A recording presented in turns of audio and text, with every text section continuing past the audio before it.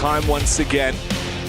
Glue your eyes to your screen, strap yourself in with those seat belts that you're going to need, and keep your arms inside of this vehicle at all times as we're going back in to those beautiful, lush pastures that come before us.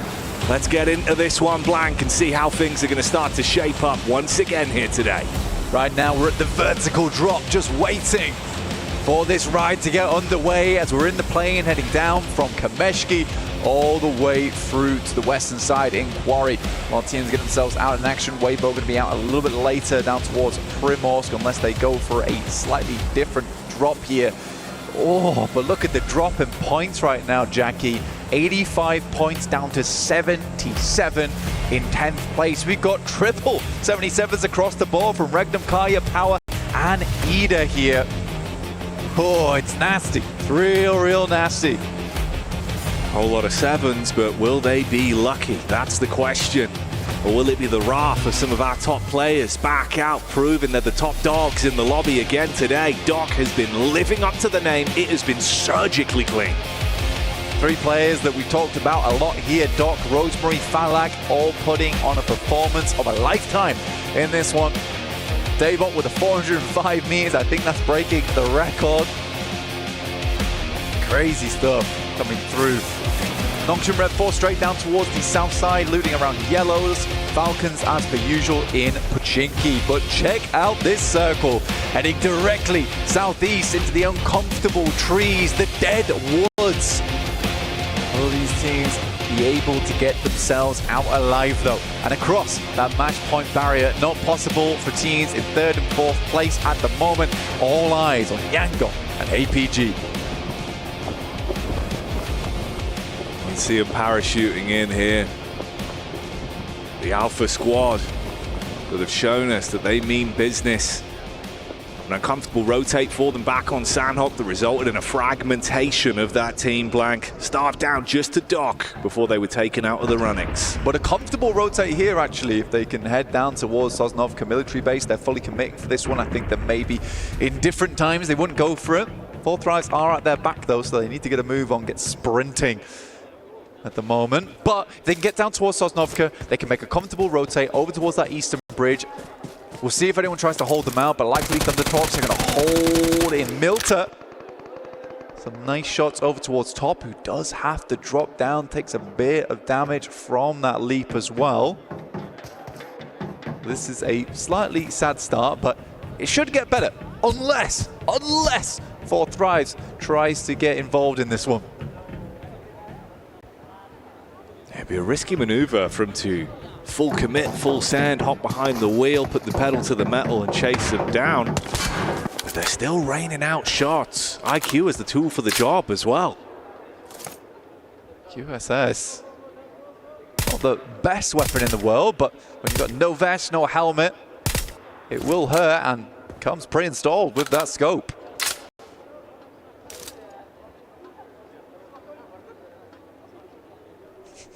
Like acrobatics on display right now from APG. The outlines. Yeah, parkour in the entire time. Oh, it's good. Leaping over railings, getting through the girders. Bit of a terrifying, man. Yeah, a bit of a jungle gym for them. Just constantly trying to get out of there. Keep their noses clean, but already some obscene plays thrown into the mix. Nongshim Red Force up against Fire Flux there. Madcap being able to find one of those for free. I'll tell you what, as much as some of the players from Nongshim Red Force have very much frustrated me in the past, I do respect that no matter what, they're just going to keep giving it. They're going to keep being aggressive. They're not changing anything. And I think that's a mindset that can really affect you going into the finals, where you want to play passive, you want to get those points, you want to get placements on board. But for Nongshim Red Force, fair enough. Some of these engagements, some of these fights, you're going to mess up. You're going to do something a little insane. But here in the playoffs, I welcome a bit of insanity. Now's the time to pull it out. This was the opening knock onto Doc C. From distance, Madcap being able to spot onto that one and restrict him. Alter Ego as well. A little establishing shot of that rotate round from Regnum Karia, but one man's trapped amongst it. Oh, Roxy, you have been left hung out to dry as the rest of the team realized they had to commit to the getaway, so they find that one for free. Origo started off pretty quickly on that last game, looking to do it again here. They get themselves down into a nice position on that southeast side. Sadly, Regnum Karia will lose a player off the back of that.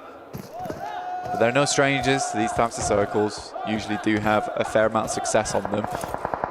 Losing a player at this stage of the game does hurt them, though. Power versus Thundertorts. Okay, Power. Let's see if the energy levels are still carrying on from the prior game. They were forming a fist and punching their way through this lobby pretty convincingly. They find Jin getting knocked down immediately. No one else really around to assist as well.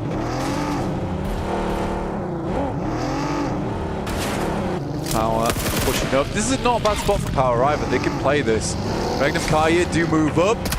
Bumper cars in play. Easy's attempting to get out of there. Bullets raining on the vehicle, but not quite hitting their mark. I'm surprised he was actually able to get out there so confidently. I mean, you've just crashed straight into him. No follow-up from it. He gets away, and obviously for Regnum Karia, you're at a disadvantage fight. That would have at least been an equalization in the battle of attrition. If they took down Easy, it would have been a 3 versus 3. They could have probably pulled that game out a little bit longer. I think for Yangon Galacticos, though, as well as APG, they're one of the few teams out on the western side and down towards the south that just have not found a home here over towards that southeast side, where most teams are confirming their position. There have been a couple of times where we've seen more teams spread out over towards Mansion and around Shelter, and likely on this circle it does center up around Mini Milter as well as Milter itself. And this is the smart choice for them all sending central. Does give some more time for squads on the outer edge to play this game slowly, though.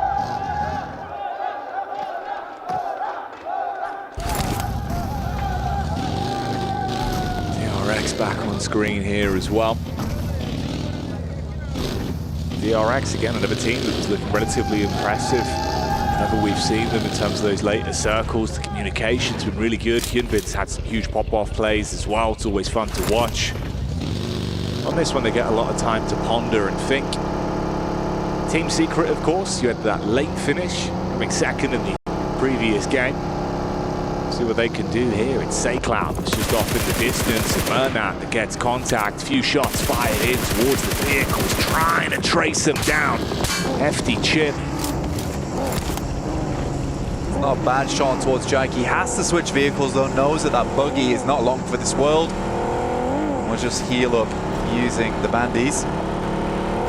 The Yangon Galacticos similarly in a rough scenario. We're heading over towards stage 2. They've not quite found themselves over towards the circle just yet. We're waiting for that shift, because if it is down towards Milter Power or Milter Way, suddenly becomes very, very hard for a lot of these teams that are rotating in late to get too much success off the back of it. APG's just been sitting pretty down towards military base this entire time. Oh, okay. That is a big one. That's going to create a real traffic jam down that southeast side. Hard to rotate up on the east around the crates here, Jackie. Oh, dear, dear me. Not a bad opportunity for the boys over on APG, though, to sidle in over towards that eastern bridge and get a loot crate delivered to them on the way. Yeah, potential as well, with all the team's focus being turned ahead of them with the swift rotations that now have to be made. They could backdoor into it. Fireflux straight in versus Power as well. Seems like Al-Haji is swiftly been handled. And you get the follow-up onto Fahidan. So already you're able to strip them down to just 2 players on Power. Easy sprints into the building. Oh, good for the first with the DBS, but Ketch replies straight back. Easy was locked in there. You see the way he was moving? See if he was inside the match itself. Power is now forced to send away with just Ragnar on side. This was a horrible shift on the circle back up towards the northwest, but gives a great opportunity now for Yangon to play out a smooth game. Yeah, a lot that can be done for this team. And for Fireflux, she'll take all the bells and whistles that come with that nice crash over onto Power as well. Steal away all the additional supplies, reset yourself and focus up. This is DRX that have been ushered further around with the readjustment on the zone, just inches away from Nongshim Red Force. They peek out through the window, seeing if they can find anything from this. Better be careful though, Tizzy and Binny have been very lethal today. I mean, Doxy is a nice long-range player, quite good in the close quarters combat as well, but the Tizzy, Zizzy, Binny show fair few times. Does sound almost like a cartoon, to be honest with you. They get some solid reviews though. Ratings would be through the roof of how they've been playing. On at prime time. It is exciting watching Nongshim Red Force.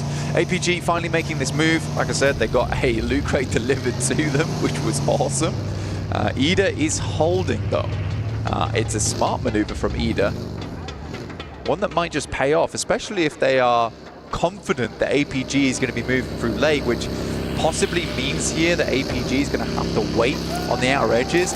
Top goes for something very aggressive. They're going to try and swipe right over towards the beachhead and deny those sight lines, and Ida has absolutely nothing to say about it.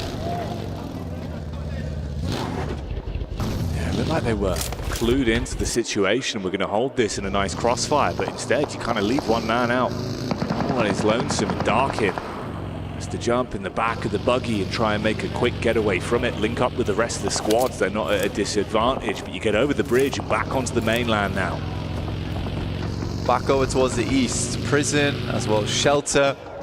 Limited cover in some of these areas. Prison does set yourself up nicely over towards the rocky outcrops and the high ground, but no one's really sending into Prison unless it's a absolute desperate maneuver.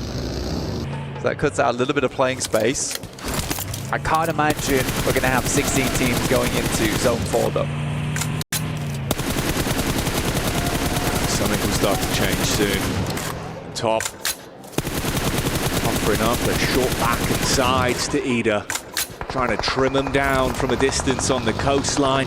Meanwhile, DRX thrown into a third-person fight as well there versus Fireflux. Yangon Galacticos going for a wide wrap up towards Prison side. I think it's a smart maneuver as well, Jackie, all things considered, because they know a lot of teams must have shifted back up over towards the northwest and might have left those areas a little bit more dry in terms of players. It's a bit of a bold maneuver, but with the information you have, it's probably the best informational play you can go for at this stage of the game, especially if you're just trying to stay quiet and get over that 128-point mark. How is he not down? Damn. Tries to get the quick connection off. Rapid peek in. Great follow-up, and that's how Thunder Talks get removed. So that's that first squad falling now. We get our answer.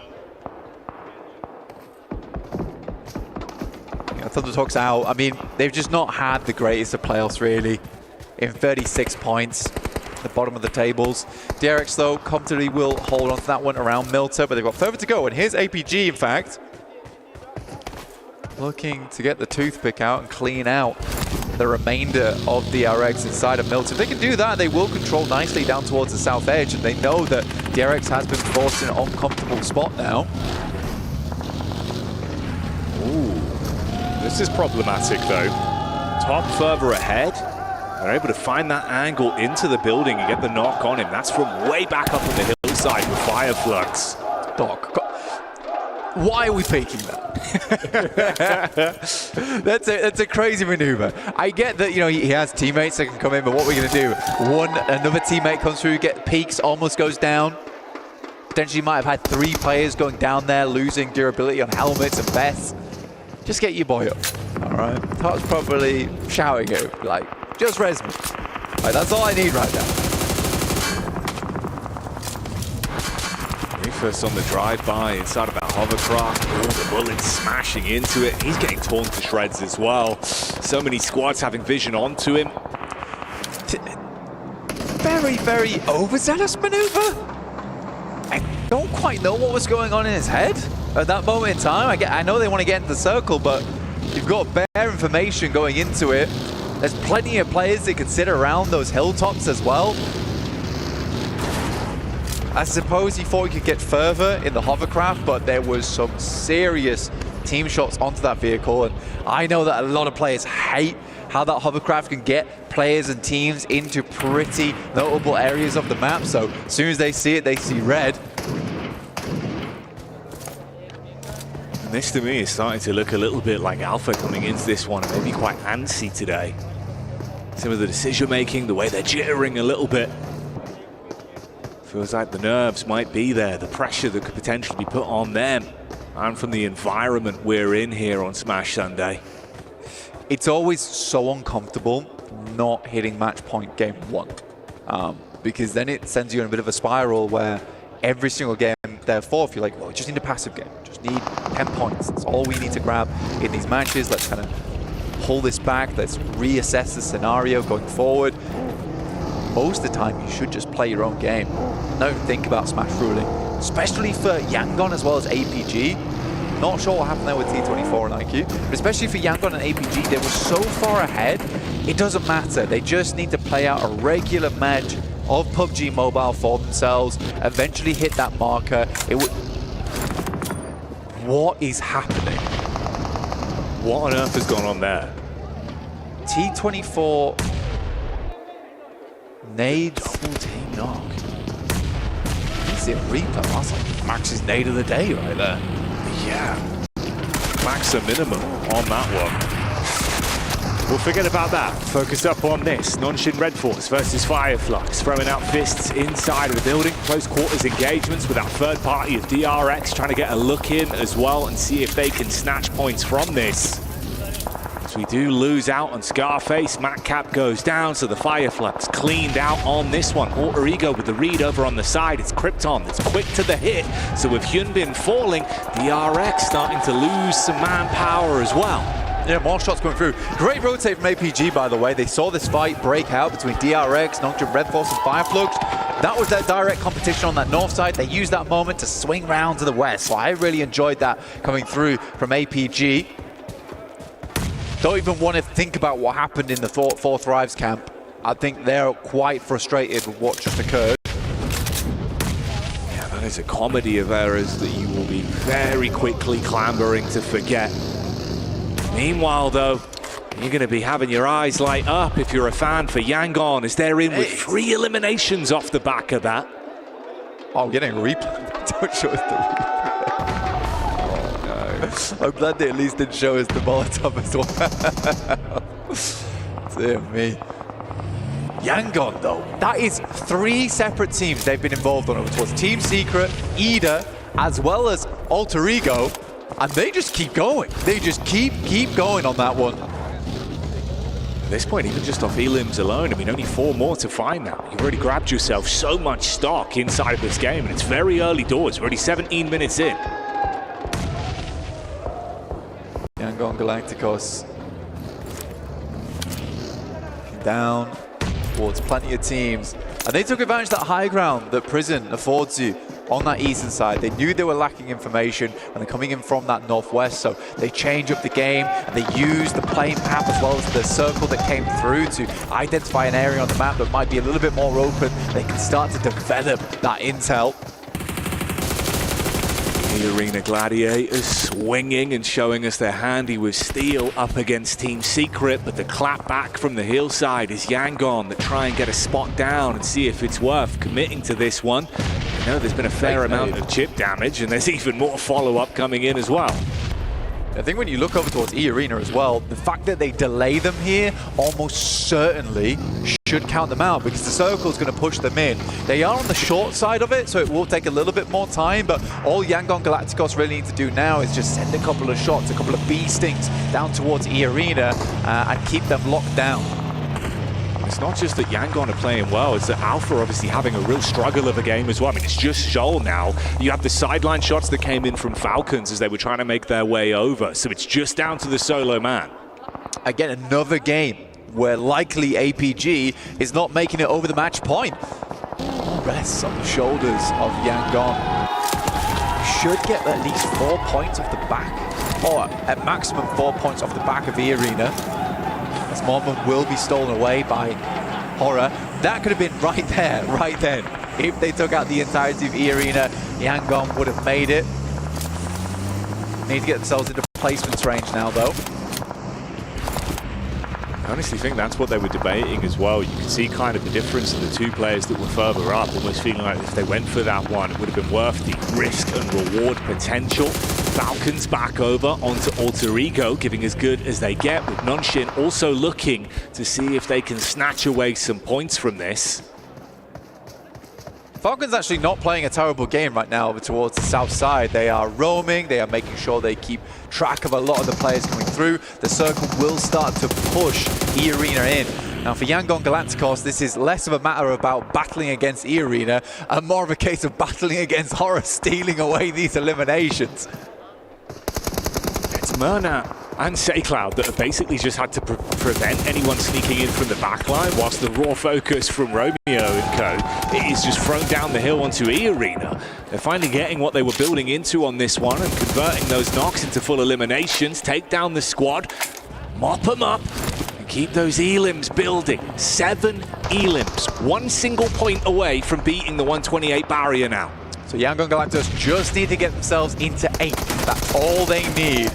Krypton tries to take it up towards the Falcons, but they will swing back with the wings, blast them away with the Air Force. Now just Regnum Kaya up top side. Can Falcons make a push through 2 teams? It will be a good result for them, and something we've not seen for quite some time. So many nades thrown at Toshpik. Had to give up the cover he had to play with. He's trying to see if he can get an angle. Oh, if you got the shot back over, it's that backline with Narvalo and Koa.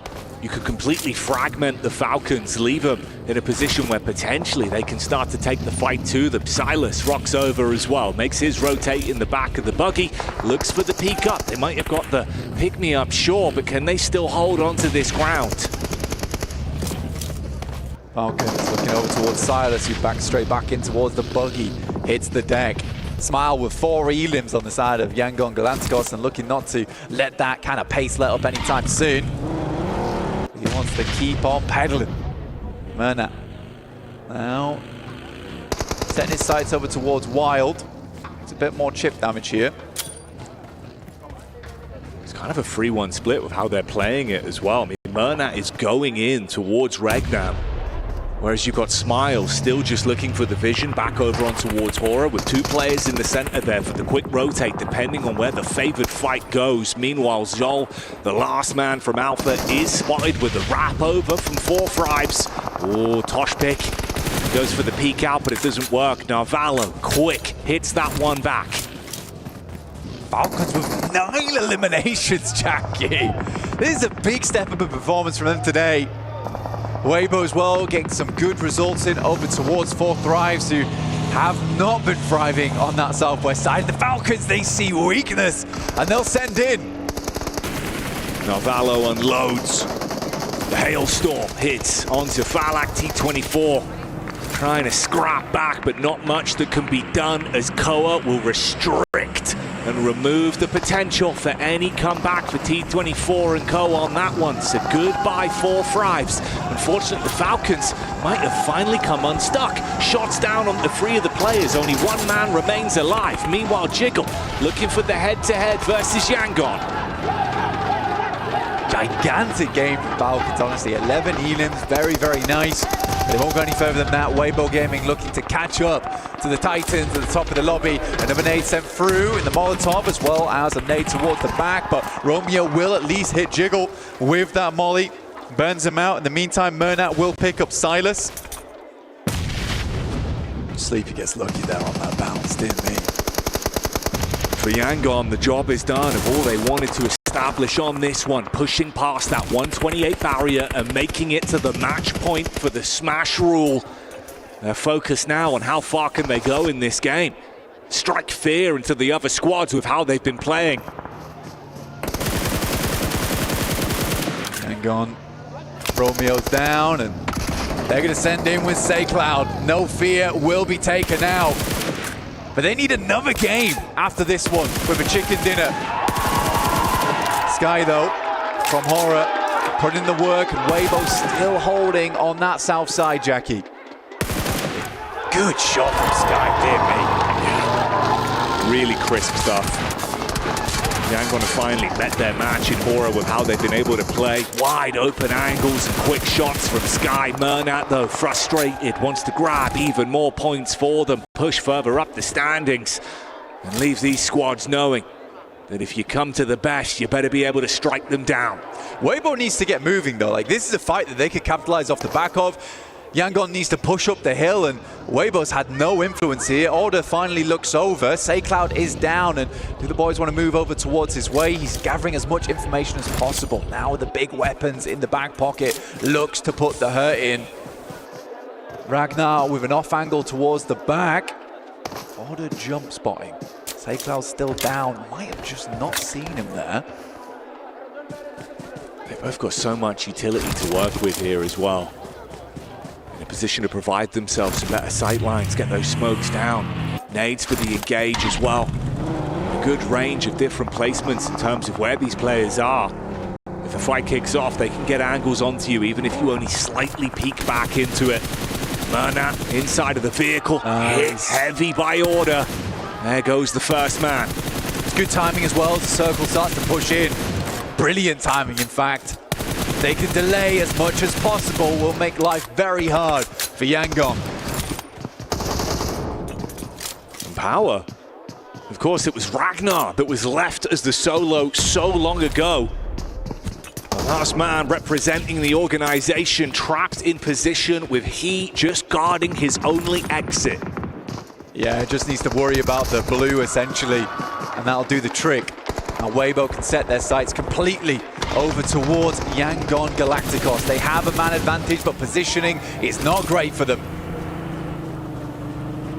Surprised SayCloud was able to keep himself alive. He dived in behind the tree in the loot crate. There's a nade that's going to be cast towards his position, but he's topped himself back up. The heal comes through in the nick of time. Meanwhile, the shots uphill are good for damage, but the knock is confirmed onto SayCloud. Really important knock there coming through from he on a side swipe. Mernat tries to make his way across. A very important game, not only for Yangon Galacticos, but also Weibo. 91 points. And if they win this game, they'll shoot themselves up towards the century mark, over into the 100, set themselves up for later on in the day. So much riding on this for that team. They've been singing the praises of Order, but him and he are a lethal unit. And at the minute, with that knock that came over onto Romeo as well, they've got a great advantage into this one. That's the full confirmation. Burn them down to just 2 players. Still, so much utility left to work with. That's been a difference maker for this team. Smart plays here from 33Z's. He takes down Mernat, slowly pushing up, and another goes down. And Weibo will find themselves the second chicken dinner of the day. But the big storyline is Yangon Galacticos. They have crossed the line. That match point smash rule coming into effect. That's what they were hoping for on this outing. And Weibo, it is huge for them, like you said. The difference of being able to vacuum up these points, put themselves into a position where if they keep playing stalwart throughout this day, they could have a chance at the title. It's all to play for, but the intensity that will be building going into Game 3, Blank, the action is going to be palpable in that arena. The bowstring is pulled taut right now for Weibo, and they're hoping to keep that tension.